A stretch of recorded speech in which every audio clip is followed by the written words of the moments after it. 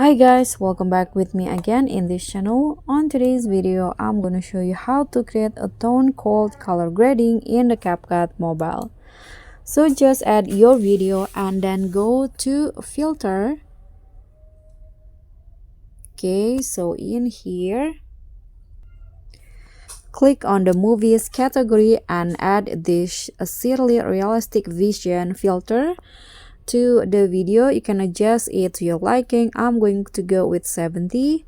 Now go to adjust and follow this setting. So for the brightness, lower it to -8, contrast -5, saturation -3, and then the brilliance -6. Okay, and then the sharpness, increase it to around 30. And lastly, lower the highlight to -24.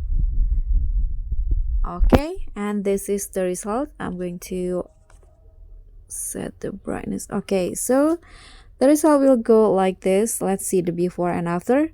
So this is before the lightning, the color grading I mean, and this is the after.